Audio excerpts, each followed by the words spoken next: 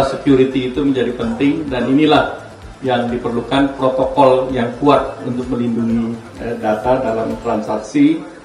Indonesia ini mendapatkan penurunan tarif salah satu yang paling rendah dibandingkan negara-negara lain, yang dianggap mengakibatkan neraca perdagangan Amerika Serikat defisit. Indonesia turun tarifnya dari 32% menjadi 19%, atau turun 13 poin. Dan ini adalah perundingan langsung Bapak Presiden, Bapak Prabowo Subianto, dengan Presiden Amerika Donald Trump. Jadi ini adalah perundingan yang sudah cukup panjang dan diputuskan oleh kedua presiden di 19%. Dibandingkan dengan negara lain, Filipina itu terakhir mengikuti Indonesia, diberikan 19%.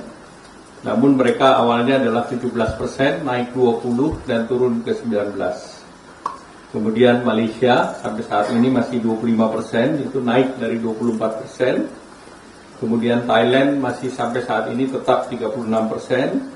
Vietnam dapat 2 tier, yaitu 20% dan 40%, tergantung dari transshipment dari negara lain. Kemudian yang perlu kita lihat juga produsen negara-negara yang menjadi pesaing Indonesia, khususnya menjadi salah satu andalan dari ekspor kita kan adalah tekstil, produk tekstil, apparel dan sepatu. Nah, negara produsen lain adalah Bangladesh, ini dikenakan 35% dari 37%, kemudian Pakistan tetap 29%, dan India sampai saat sekarang masih tetap 27%. Nah, waktu perundingan tinggal 1 minggu dan Amerika baru hari ini mengumumkan dengan Jepang, di mana Jepang diberikan tarif 15%, dan investasi yang dilakukan Jepang di Amerika itu 550 billion. Jadi berbagai kegiatan mulai dari power, energi, kemudian juga pharmaceutical, dan seluruhnya dibiayai oleh pemerintah Jepang. Nah, kemudian terkait dengan joint statement Indonesia dan Amerika Serikat, Amerika Serikat sudah mengumumkan joint statement pada tanggal 22 Juli yang lalu, dan joint statement itu adalah intisari daripada joint statement yang sudah disepakati oleh dua pihak. Secara umum, joint statement menggambarkan kesepakatan yang telah dibahas, dan Amerika Serikat menunjukkan poin-poin penting dan komitmen politik baik Indonesia maupun Amerika yang akan menjadi dasar perjanjian perdagangan nanti. Nah, tentu akan dilanjutkan dengan pembahasan lanjutan yang menyangkut kepentingan kedua negara.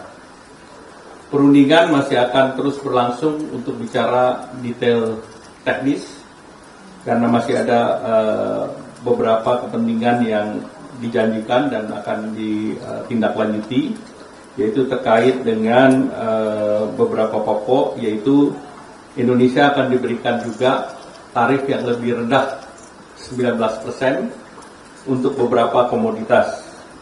Nah, yang dikatakan adalah komoditas sumber daya alam yang tidak diproduksi oleh Amerika Serikat, seperti kelapa sawit, kopi, kakao, produk agro, dan juga produk mineral lainnya, termasuk juga komponen pesawat terbang, dan juga komponen daripada produk industri di kawasan industri tertentu, seperti di Free Trade Zone.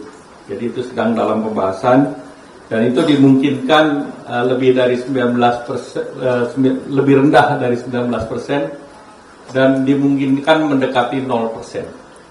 Seperti kita ketahui bersama bahwa Amerika juga melihat bahwa Eropa memberikan kita CPO 0% dalam EU SEPA. Jadi beberapa itu menjadi benchmark.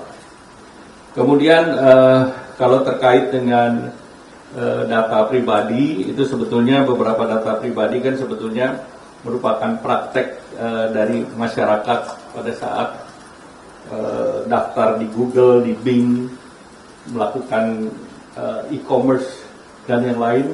Pada saat membuat email akun, itu kan data upload sendiri. Dan data-data gini tentu ini data pribadi, dan bagi kesepakatan Indonesia dan Amerika adalah membuat protokol untuk itu. Jadi finalisasinya bagaimana ada pijakan hukum yang sah, aman, dan terukur untuk tata kelola lalu lintas data pribadi antar negara atau cross border daripada data pribadi tersebut. Dan ini adalah menjadi dasar hukum yang kuat untuk perlindungan data pribadi warga negara Indonesia. Dan ketika menikmati layanan cross border. Nah, cross border itu kan bukan hanya ke Amerika Serikat tetapi ke berbagai negara lain. Jadi itu sudah Indonesia sudah persiapkan protokol. Salah satunya protokol seperti di kawasan digital Nongsa. Di kawasan digital Nongsa dipersyaratkan security-nya itu bukan hanya security daripada segi digital, tetapi juga security physical. Jangan sampai ada orang masuk misalnya ke data center tanpa izin, kemudian mengambil server atau mengambil data. Demikian pula keamanan kabelnya sendiri. Kabelnya berada dalam standar tertentu sehingga orang nggak bisa tapping terhadap kabel tersebut. Jadi ini beberapa security yang dilakukan di sektor digital, dan tentu selama ini kalau bertransaksi menggunakan digital seperti Mastercard, Visa Card, itu data pun antar satu negara dan negara lain dipertukarkan. Sehingga data security itu menjadi penting, dan inilah yang diperlukan protokol yang kuat untuk melindungi data dalam transaksi, baik itu digunakan melalui cloud computing maupun kedepannya akan semakin banyak lagi penggunaan AI. Karena AI adalah data mining atau scrolling dari seluruh data-data yang ada di digital. Nah, kemudian data tersebut tentu terus diawasi oleh otoritas Indonesia yang juga berdasarkan kehati-hatian dan berdasarkan hukum nasional tentang perlindungan data pribadi. Nah, pemerintah memastikan bahwa data ini dilakukan dalam kerangka yang secure, reliable, dan data governance. Dan untuk itu sudah 12 perusahaan Amerika Serikat mendirikan data center di Indonesia.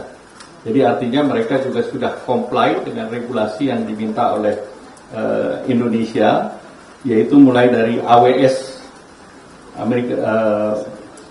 Amazon Web Service, itu ada di Jawa Barat, kemudian Microsoft juga sudah ada, Equinix itu di Jakarta juga sudah ada, itu untuk colocation, ada Edge Connect di Jawa Barat, Oracle sedang bicara di Batam, itu juga sekarang kolokasi di Day One, tetapi mereka akan ekspansi yang mereplikasi yang ada di Johor. Jadi mereka menargetkan investasi bisa sampai dengan 6 miliar dolar. Kemudian juga terkait dengan kolokasi bersama digital infrastructure, Google Cloud dengan data center, Wowrek di Jakarta, kemudian ada Cloudflare, kemudian Braze, adapun Anaplan Unlimited. Ini seluruhnya bekerja sama dengan AWS. Bahkan kalau kita lihat di Nongsa Digital Park itu sudah ada AI data center, itu GDS. Jadi artinya di situ kita sudah berbicara mengenai cross border data secara dengan protokol tertentu dan dengan negara yang kita anggap reliable ataupun trusted partner istilahnya. Dan ASEAN sudah mendorong yang namanya DEFA, Digital Economic Framework Agreement. Nah, salah satu kan juga mengenai payment system. Nah, payment system yang termasuk di dalamnya KRIS itu pasti ada cross border data, karena untuk mencegah fraud. Nah, itu menjadi penting agar tidak terjadi fraud untuk small and medium enterprise commerce trading.